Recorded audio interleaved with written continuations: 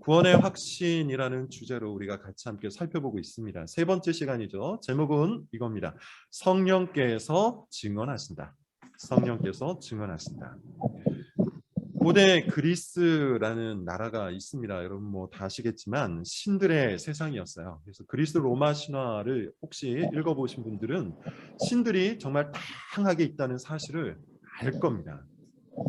수많은 신들이 그 세상에 그 나라 가운데 존재했어요. 근데 그 그리스 로마 신화를 읽어보시면 알겠지만 거기에 나오는 신들은 한결같이 까다로워요.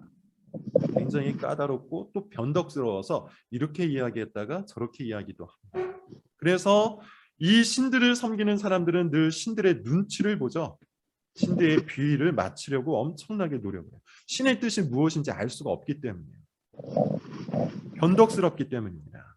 실제 그리스라는 고대 그리스라는 나라에서는 신들의 뜻을 묻기 위해서 신탁이라는 것을 활용했다고 해요. 델포이 신탁이라는 것이 바로 그겁니다. 아폴로 신전에 있었다고 알려져 있는데요.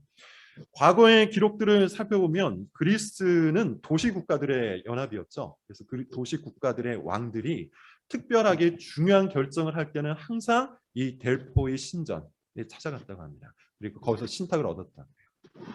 그런데 신탁을 얻는 것도 쉽지가 않았을 뿐더러 받은 신탁도 굉장히 애매해서 그래서 해석하는데 애를 먹었다고 합니다. 실제 남아있는 그 신탁의 내용들, 고대 문헌을 살펴보면 굉장히 두루뭉술해서 많은 사람들이 다시 모여서 도대체 이게 뭔 뜻이냐 회의를 했다고 해요. 그럼에도 불구하고 그 뜻이 무엇인지 몰라서 코에 걸면 코걸이, 귀에 걸면 귀걸이식으로 해석을 하고 그것 때문에 또 싸우기도 했다고 합니다. 사실 여러분 오늘날에도 비슷한 사람들이 있죠. 무당입니다. 이 무당들은 각종 이야기를 이야기하는데 모든 것들이 사실 애매해요. 무적의 논리가 있습니다. 제가 여러 번 말씀을 드렸는데 뭡니까? 처음 찾아가면 집안에 일찍 죽은 사람이 있지 않느냐 이렇게 물어보고 있으면 뭐라고 얘기해요? 그것 봐라. 그것 때문에 네가 지금 인생이 안 풀리는 것이다. 그러니 부적을 써라. 이렇게 이야기를 한다고 하죠. 만약에 죽은 사람이 없으면 그때는 또 뭐라고 얘기해요? 있었으면 큰일 날 뻔했다. 그러니 내가 너에게 주는 부적을 쓰라. 무적의 논리입니다. 이렇든 저렇든 애매하고 두루뭉술하게 이야기하는 것이죠. 중요한 것은 뭡니까? 예전이나 지금이나 사람들은 신의 뜻, 절대자의 뜻을 미리 알고 싶어서 그것을 따라다니는데 정작 어때요? 명쾌하지가 않아요. 선명하지가 않아요. 신의 뜻이 무엇인지 몰라서 다들 고민하고 헤매인다는 겁니다. 방황한다는 거예요. 그래서 종종 사람들은 신에 대해서 생각할 때 수수께끼를 즐기고 사람들의 방황을 즐기는 아주 변태적인 존재로 오해하기도 해요. 심지어 우리 하나님에 대해서 그렇게 생각하는 사람들이 있습니다. 도대체 하나님은 무슨 뜻일까? 도대체 하나님은 왜 이러실까? 일부러 자신의 뜻을 숨기고 우리를 보면서 즐기고 있는 것은 아닌가? 그러나 여러분, 우리 하나님은 결코 숨기지 않으시는 분이에요. 계시하시는 하나님, 말씀하시는 하나님이에요. 계시라는 말의 뜻이 뭡니까? 드러내어 보여준다는 이야기예요. 성경책 자체가 하나님의 계시입니다. 그러므로 여러분 우리는 성경을 통해서 하나님의 모든 뜻, 우리가 알아야만 하는 모든 뜻을 발견할 수가 있어요. 창세기 18장 17절을 여러분 한번 찾아볼까요? 창세기 18장 17절입니다. 오늘은 성경 구절을 여러 개를 좀 찾을 테니까 여러분 같이 잘 따라오시면서 읽으시면 되겠습니다. 창세기 18장 17절을 보면 하나님께서 이런 말씀을 하세요. 같이 한번 읽어볼까요? 찾으신 분들은 함께 읽어보겠습니다. 17절 시작. 여호와께서 이르시되 내가 하려는 것을 아브라함에게 숨기겠느냐. 하나님께서 지금 소돔과 고모라를 심판하러 가시는 중이에요. 근데 그때 하나님께서 뭐라고 이야기하시냐면 내가 아브라함에게 내가 하려고 하는 일을 숨기겠느냐 이렇게 이야기하세요. 하나님은 언약 백성들에게 하나님의 백성들에게 결코 자기의 뜻을 숨기지 않습니다. 드러내십니다. 그것도 명확하게 드러내세요. 자, 데살로니가 전서를 한번 볼까요? 신약 성경 데살로니가 전서 4장 3절입니다.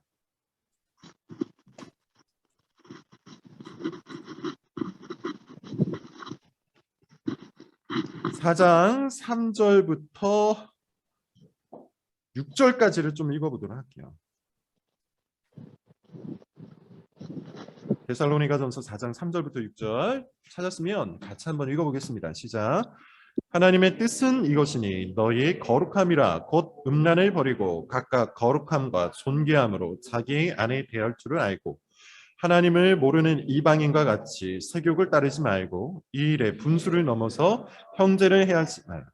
이는 우리가 너에게 미리 말하고 증언한 것과 같이 이 모든 일에 주께서 신원하여 주신. 뭐라고 얘기합니까? 하나님께서 아주 명명백백하게 주님의 뜻이 무엇인지를 우리에게 이야기해요. 그 내용은 이와 같습니다. 데살로니가전서 5장도 한번 볼까요? 데살로니가전서 5장 18절입니다. 같이 한번 읽어볼게요. 시작. 범사에 감사하라. 이것이 그리스도 예수 안에서 너희를 향하신 하나님의 뜻이니라. 뭐라고 이야기합니까? 항상 기뻐하라. 쉬지 말고 기도하라. 범사에 감사하라. 이것이 그리스도 예수 안에서 너희를 향한 하나님의 뜻이라고 얘기했죠. 성경을 여러 번 펼쳐서 읽어보시면 이와 같이 하나님의 뜻이다, 주님의 뜻이다 이야기하고 있는 말씀들이, 구절들이 차고 넘칩니다. 그래서 바울은 로마서 12장 2절에서 뭐라고 얘기합니까? 하나님께서 기뻐하시는 뜻을 분별하라고 이야기하죠. 우리가 살아가는 삶 속에서 하나님께서 기뻐하시고 하나님께서 원하시는 뜻이 무엇인지를 찾으라고 이야기해요. 분별하라고 이야기해요. 그리고 분별의 근거는 성경입니다. 중요한 건 뭡니까? 성경 전체가 하나님의 뜻이요. 하나님께서는 성경을 통해서 우리가 알아야만 하는 모든 주의 뜻을 계시한다는 겁니다. 어떻게 해야 하나님을 믿을 수 있는지, 어떻게 해야 하나님을 알 수 있는지, 어떻게 해야 하나님의 뜻대로 살 수 있는지, 어떻게 해야 하나님께 복을 받고 살 수 있는지, 어떻게 해야 영생을 얻을 수 있는지, 무엇을 하면 저주를 받고 무엇을 하면 심판을 받는지, 우리가 이 세상에서 필요한 모든 하나님의 뜻, 하나님의 지식을 우리는 성경을 통해서 알 수 있다는 것이죠. 그런데 여러분 한번 생각을 해보십시오. 그 하나님의 뜻 중에 가장 중요한 구원과 관련된 뜻을 하나님께서 숨기시겠습니까? 우리의 구원과 관련된 주님의 뜻, 우리의 구원과 관련된 그 지식을 하나님께서 숨기시겠어요? 그렇지 않죠. 다른 그 어떠한 뜻보다도 명명백백하게 우리에게 알리십니다. 그래서 우리는 구원을 확신할 수 있어요. 그럼에도 불구하고 계속해서 말씀드리고 있는 것처럼 많은 사람들이 자기 구원에 대해서 깊게 생각하지 않아요. 자기 구원에 대해서 확신을 얻으려는 노력을 하지 않아요. 몇 가지 이유가 있다고 했죠. 첫 번째 뭡니까? 구원이라는 것은 하나님께 속해 있는 것이기 때문에 우리가 감히 나서서 그 구원의 지식을 얻거나 구원을 확신하려는 것 자체가 교만한 행위다. 이렇게 주장하는 사람들이 있어요. 일반적으로 천주교에서 이것을 주장합니다. 감히 사람이 어떻게 하나님의 뜻, 하나님의 구원을 확신할 수 있겠는가? 우리는 그냥 겸손하게 정하게 살면 됩니다. 그렇지 않습니다. 말씀을 드린 것처럼 성경은 아주 명확한 어조로 구원을 확신하라고 우리에게 이야기해요. 두 번째는 시대의 영향이라고 그랬죠. 우리가 살아가고 있는 이 시대, 포스트 모더니즘이라고 합니다. 너도 맞고 나도 맞다. 너도 틀리고 나도 틀린다. 그러므로 절대적인 것은 없으니 우리 서로 우기지 말자. 그냥 확신하지 말자. 적당히 의심하고 적당히 살자. 이것이 포스트 모더니즘의 분위기예요. 이런 포스트 모더니즘의 불가지론, 아무것도 제대로 확신할 수 있는 지식을 얻을 수는 없다라는 이 불가지론 속에 영향을 받은 신자들, 교인들조차도 이 구원을 확신할 수 없다는 생각을 합니다. 마지막 세 번째는 개인적인 이유입니다. 개인적인 이유 이거예요. 막연한 불안과 두려움 때문이죠. 괜히 들춰봤다가 혹시 내가 구원받지 못한 것은 아니지. 이에 대한 두려움이 있는 것이죠. 괜히 건드렸다가 구원 못 받은 것이면 어쩌지라는 그런 생각, 그런 두려움, 그런 걱정, 그런 염려 때문에 그냥 덮고 지나가는 거예요. 정말로 어리석은 짓이죠. 예를 들면 이렇습니다. 오늘날 집에 갔더니 집에 물건들이 미묘하게 흩어져 있는 겁니다. 대충 눈치를 챘어요. 사람이 들어온 것 같은 흔적을 발견한 겁니다. 도둑이 어딘가에 있는 것 같아요. 그런데 그 사람이 괜히 여기저기 수색하다가 도둑과 맞닥뜨리면 어떡하지라는 그런 두려움 때문에 불을 끄고 침대에 누워서 그냥 자버린다면 어떻게 될까요? 자기 목숨과 자기 생명을 잃어버릴 거예요. 구원의 문제는 그거보다 더 큰 문제예요. 영생에 걸려있는 문제예요. 막연한 불안과 막연한 걱정과 막연한 공포 때문에 덮어버리고 넘어가기에는 너무나도 중대한 문제라는 것이죠. 그러므로 우리는 마땅히 우리 마음을 수색해야 돼요. 그러므로 마땅히 우리는 우리 영혼을, 우리의 삶을 수색해야 돼요. 그리고 하나님께서는 그 증거를 우리에게 보여주세요. 하나님께서는 우리가 우리의 구원을 확신할 수 있다고 말씀하시고 그 구원의 확신이 가능한 증거를 우리에게 보여주신다는 겁니다. 오늘 본문이에요. 로마서 8장 16절을 같이 한번 읽어볼게요.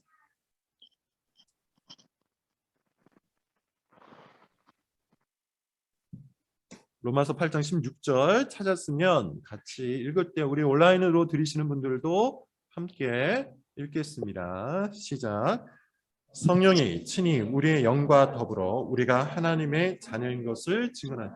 뭐라고 이야기합니까? 성령께서 친히 우리가 하나님의 자녀인 것을 증언하신대요. 성령께서 증언해 주신대요. 성령께서 알려주시고 성령께서 깨닫게 해주신답니다. 우리가 하나님의 자녀라는 사실. 그러면 성령께서는 어떻게 우리가 하나님의 자녀라는 것을 증언하시고 그것을 깨닫게 하실까요? 오늘 설교의 주제예요. 세 가지입니다. 본문을 통해서 찾을 수 있는 세 가지 한번 보도록 할게요. 첫 번째는 성령께서는 우리가 하나님의 자녀라는 것을 증거하시는데요. 그 첫째로 우리가 순종을 할 때, 그리고 우리를 순종하는 방향으로 이끌어 주심으로 그것을 알게 하세요. 자, 본문의 말씀 11절을 먼저 한번 읽어볼게요. 11절입니다. 시작. 예수를 죽은 자 가운데서 살리신 이의 영이 너희 안에 거하시며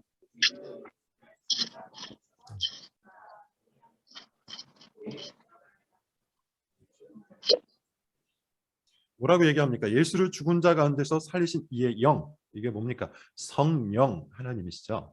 이 성령 하나님께서 11절의 핵심이 이거죠. 너희 안에 거하시면 이라는 거예요. 너희 안에 거하시면. 너희 안에 거하시면 우리를 살리실 텐데요. 그 특징이 이제 12절부터 등장해요. 자, 12절부터 14절까지를 먼저 읽겠습니다. 첫 번째 특징입니다. 시작. 그러므로 형제들아 우리가 빚진 자로되 육신에 져서 육신대로 살 것이 아니니라. 너희가 육신대로 살면 반드시 죽을 것이로되 영으로서 몸의 행실을 죽이면 살리리. 무릇 하나님의 영으로 인도함을 받는 사람은 곧 하나님의 아들이라. 하나님의 영으로 인도함을 받는 사람은 곧 하나님의 아들이라 라고 이야기합니다. 하나님의 영의 인도함을 받는다. 그게 무슨 뜻입니까? 12절부터 내용을 보면 육신대로 살지 않는 거예요. 육신의 행실을 죽이는 겁니다. 이게 뭔 말일까요? 육신은 우리의 타락한 옛 본성을 뜻해요. 우리의 본능을 말하는 겁니다. 태어날 때부터 갖고 있었던 철저히 자기 중심적인 그 본능. 자기의 탐욕을 채우고 자기의 충동을 채우고 자기가 원하는 대로 모든 것을 채워야만 해야만 직성이 풀리는 그 옛 모습. 타락한 옛날의 모습. 그 모습대로 살지 않을 때, 그 모습을 죽여갈 때 우리는 성령의 인도함을 받는 거예요. 하고 싶은 대로 하고 하고 싶은 말을 다 하고 하고 싶은 대로 모든 것들을 결정하면서 하나님을 전혀 신경 쓰지 않는 사람, 그는 성령의 인도를 받는 게 아니겠죠. 성령의 인도를 받는 사람은 늘 하나님을 신경을 쓰면서 자기 인생의 스텝을 밟습니다. 성령의 인도를 받는 사람은 늘 하나님을 자기 마음에 모시고 그분을 가장 귀히 여기면서 그를 가장 중시하면서 자기 인생의 선택을 합니다. 자기 몸에 익숙한 대로 살지 않아요. 자기 감정에 익숙한 대로 살지 않습니다. 자기 탐욕대로 살아가지 않아요. 성령이 그 안에 거하시는 사람은, 성령이 그 안에 머물고 있는 사람은 이제 그 본능과 싸워요. 이제 그 옛 타락했던 그 본성과 전투를 벌입니다. 이길 수도 있고 질 수도 있어요. 그렇지만 싸워요. 갈등이에요. 마음속에 전투가 일어나요. 성령의 인도를 따르고 싶어요. 말씀에 순종을 합니다. 요한일서 3장 23절 24절을 보십시오. 이것은 바울이라는 한 인물의 이야기만이 아니라 요한일서에도 동일하게 기록이 되어 있는 말씀이에요. 자, 요한일서 3장 23절 24절 같이 한번 읽어볼게요. 그의 시작. 그의 계명은 이것이니 곧 그의 아들 예수 그리스도의 이름을 믿고 그가 우리에게 주신 계명대로 서로 사랑할 것이냐. 그의 계명을 지키는 자는 주 안에 거하고 주는 그의 안에 거하시나니 우리에게 주신 성령으로 말미암아 그가 우리 안에 거하시는 줄을. 24절 뒷부분을 보면 뭐라고 얘기합니까? 우리 안에 거하시는 그 성령으로 말미암아 예수 그리스도께서 우리 가운데 계신다는 사실을 우리가 안 돼요. 다시 이야기하면 성령께서 예수 그리스도가 우리 안에 계신다는 사실을 증거하신답니다. 근데 이걸 어떻게 합니까? 23절, 24절 앞부분을 보면 그의 계명을 지킬 때 안다고 이야기하죠. 그의 계명을 지킬 때, 그의 계명도 구체적으로 이야기하는데 그게 뭡니까? 사랑의 계명입니다. 예수님을 사랑하고 성도와 이웃을 사랑할 때, 그런 사랑의 계명을 향해서 우리의 삶이 나아갈 때, 그런 사랑의 계명을 향해서 우리의 성품이 빚어질 때 성령의 증거를 받게 돼요. 그리고 구원을 확신하게 되는 겁니다. 내 마음속에는 여전히 일말의 탐욕이 존재합니다. 본능이 있습니다. 계속해서 나 자신을 채우고자 하는 그런 본성이 끌어오릅니다. 그러나 성령의 인도함을 받는 사람은 그 본능대로 살지 않고 그 충동대로 결정해서 살지 않고 자기 삶과 자기 성품을 말씀으로 빚어가요. 사랑으로 빚어가요. 그리고 우리는 그 외적 열매를 통해서 구원을 더욱더 확신해 갈 수 있는 겁니다. 사실 여러분 이것은 아주 일반적인 원리에서도 우리가 충분히 깨달을 수가 있어요. 우리가 누군가를 사랑한다는 것을 깨닫는 그 순간이 언제입니까? 어느 순간부터 그 사람의 말에 내가 집중을 하기 시작할 때, 많은 사람들이 있는데 수많은 남자 수많은 여자들이 있는데 그 중에 한 사람의 이야기에 내 귀가 열릴 때 그 사람의 말을 기억하고 그 사람의 말에 가치를 두고 그 사람의 말을 따르기 시작할 때 우리는 알죠. 내가 그를 좋아하는구나. 이걸 깨닫게 돼요. 마치 그렇습니다. 여러분 우리가 자발적으로 주님의 계명 속에 우리의 삶을 둘 때 우리는 알게 돼요. 내가 주님을 사랑하는구나. 성령께서 그것을 깨닫게 해주신다는 겁니다. 우리의 삶의 결정, 우리 삶의 열매, 지금 우리 인격의 그 성품 등을 여러분 확인해 보십시오. 그것을 이루어 가고자 하는 여러분의 마음을 확인해 보십시오. 구원을 확신할 수 있을 겁니다.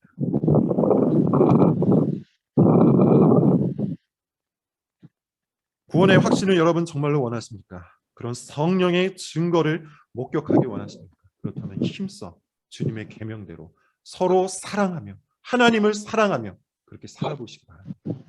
외적 열매가 여러분의 마음속에 확신을 더할 거예요. 자, 두 번째, 오늘 본문 두 번째입니다. 로마서 8장 15절 같이 한번 읽어볼게요. 시작. 너희는 다시 무서워하는 종의 영을 받지 아니하고 양자의 영을 받았으므로 우리가 아빠 아버지라고. 양자의 영을 받았다. 양자의 영이 뭡니까? 이게 바로 성령이죠. 양자의 영을 받은 사람은 어떤 특징이 있다고 합니까? 하나님을 무서워하지 않고 아버지라고 부른답니다. 사실 여러분 이것이 가장 중요한 특징이에요. 성령께서는 우리 가운데 오셔서 우리가 구원받았음을 증거하시는데 그 가장 주요한 특징으로 우리의 마음과 입술로 하나님을 아버지라 고백하도록 하세요.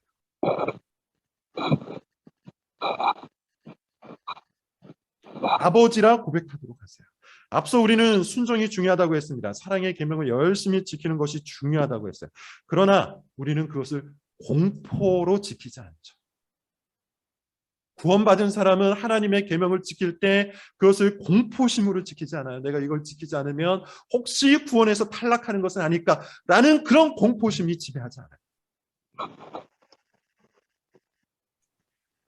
참 그리스도인은 주의 계명을 결코 무서워하지 않습니다. 여러분 오해는 하지 마십시오. 하나님을 경외하지 않거나 아니면 아무런 죄책감이 없이 혹은 수치심이 없이 그냥 그렇게 살 수 있다고 말씀드리는 게 아니에요. 참 그리스도인은 건강한 건전한 죄책감과 수치심이 있어요. 하나님의 말씀 앞에서 그런 죄책감과 수치심을 얻습니다. 생각해 보십시오, 여러분. 죄에 대한 죄책감이 없어요. 죄에 대한 수치심이 없어요. 그 사람이 죄를 미워할 수 있겠습니까? 그 사람이 죄를 극복하고자 하는 마음이 생기겠습니까? 그가 죄 대신에 말씀을 쫓을 수 있겠습니까? 죄에 대한 죄책감, 죄에 대한 수치심은 우리가 하나님 앞에서 올바로 살아가기 위해 꼭 필요한 감정 중에 하나예요. 그러므로 누군가가 죄책감이나 수치심 그 자체, 그 느낌 자체를 거부하고 있다면 그는 사실상 순종을 거부하는 겁니다. 방종을 택하는 거예요. 왜냐하면 성령께서는 요한복음 16장 8절을 보면 죄에 대해서, 의에 대해서, 심판에 대해서 세상을 책망하러 오셨다고 이야기했대요. 그러므로 성령께서는 말씀을 우리 양심에 가르치셔서 우리로 하여금 그 말씀에 의한 건강한 죄책감과 수치심을 갖게 하세요. 그런데 중요한 것이 있죠. 그 죄책감과 수치심 때문에 공포심을 갖지는 않아요. 오히려 무엇을 갖습니까? 하나님을 아버지로 믿고 기꺼이 주님 앞에 다시 달려가요. 그게 무엇입니까? 그게 회개예요. 그게 회개예요. 하나님을 정말로 아버지로 믿는 사람, 하나님을 정말로 그 마음을 다해 아버지로 신뢰하는 사람은 하나님의 말씀을 우리가 온전히 지키지 못한다 할지라도 공포심을 갖기보다는 회개함으로 주님 앞에 섭니다. 그리고 그 회개가 바로 성령의 증거예요. 성령께서 우리를 회개케 하시기 때문에. 동시에 한 가지만 더 말씀을 드리죠. 하나님을 아버지로 믿는 사람은 하나님을 정말로 신뢰합니다. 자, 마태복음 6장 25절부터 26절. 마태복음 6장 25절부터 26절입니다.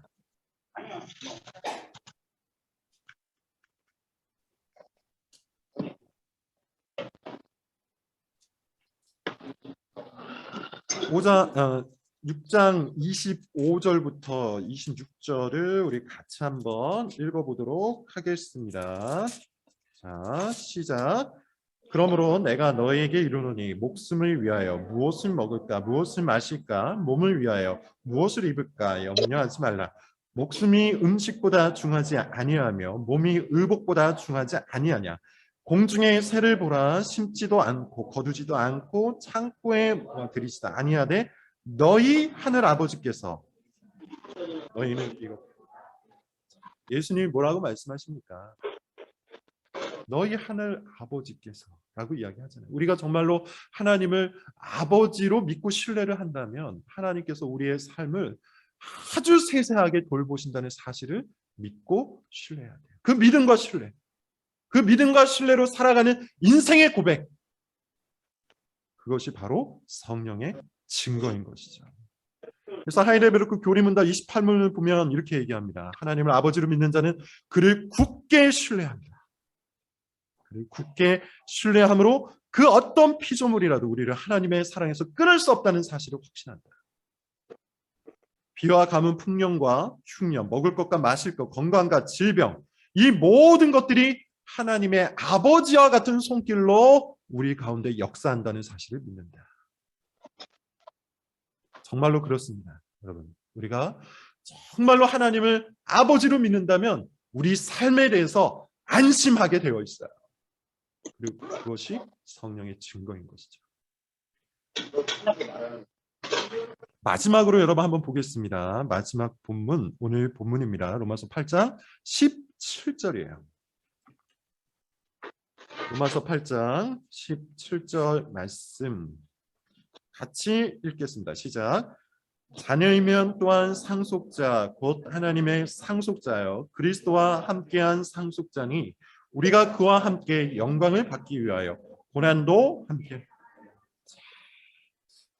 성령이 그 안에 거하는 사람은 성령께서 우리 안에 거하게 되면 우리는 순종을 합니다. 그리고 하나님을 아버지로 신뢰함으로 회개를 하고요. 아버지를 신뢰함으로 그분 안에서 안심을 합니다. 그리고 마지막 세 번째, 그 세 번째는 뭡니까? 예수 그리스도와 함께 기꺼이 고난을 당하는 것이죠. 쉽게 이야기하면 여러분 이겁니다. 우리가 예수님을 믿는다고 해서 예수님을 믿는 믿음이 우리를 늘 성공으로 이끄는 것이 아니라는 사실, 그리고 그것을 기꺼이 받아들이는 거예요.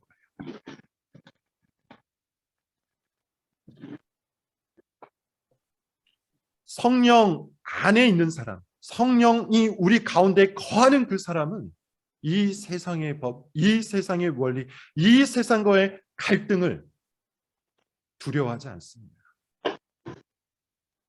오히려 살아가면서 이 세상의 법 때문에 싸우게 되고 이 세상의 원리 때문에 부딪히게 되고 이 세상의 원리 때문에 갈등하고 고민하게 되는 것이죠. 반면에 위선자는 어떨까요? 위선자는 오히려 쉽습니다. 교회에서는 교회의 법을 따라요. 그래서 교회에서 인정을 받습니다. 그리고 세상에서는 세상의 법을 따라요. 그리고 세상에서도 인정을 받습니다.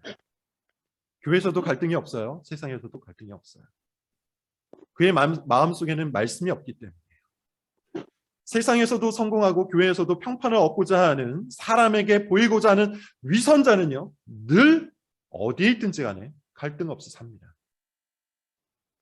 목적은 딱 한 가지이기 때문에 성공하는 겁니다. 인정을 받는 겁니다.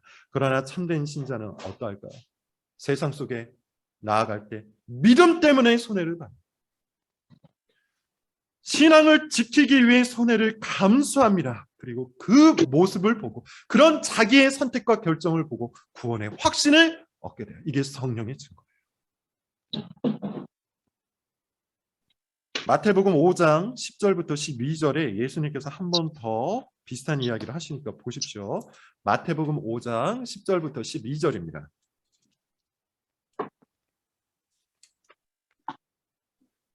(10절부터 12절) 시작. 의를 위하여 박해를 받은 자는 복이 있나니 천국이 그들의 것임이라. 나로 말미암아 너희를 욕하고 박해하고 거짓으로 너희를 거슬러 모든 악한 말을 할 때에는 너희에게 복이 있나니 기뻐하고 즐거워하라.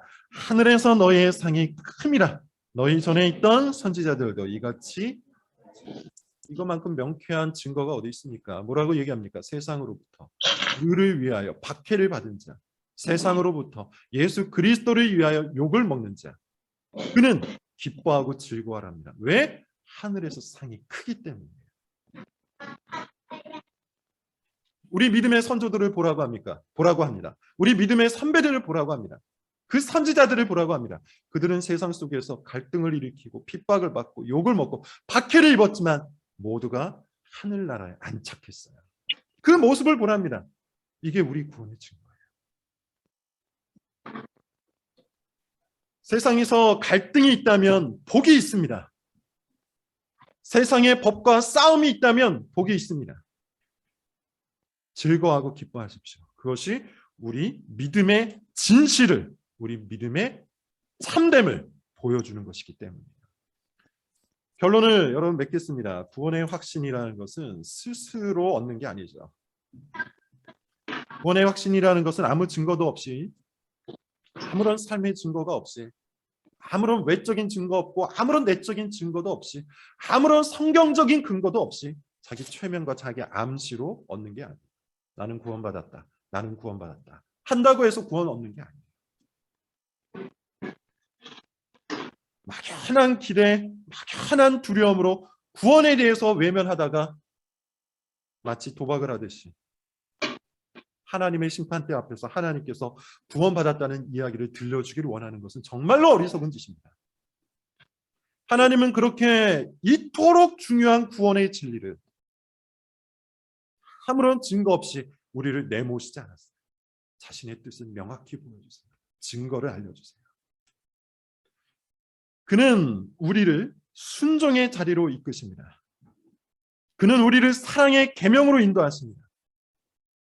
그리고 우리 삶의 열매를 보고 우리로 하여금 확신케 하십니다. 이것이 성령께서 증거하시는 바예요. 성령께서 우리의 구원을 확신케 하시는 하나님의 섭리인 겁니다. 그러므로 여러분 성품의 열매를 보십시오. 언행의 열매를 보십시오. 그리고 그 열매를 위해서 힘쓰십시오.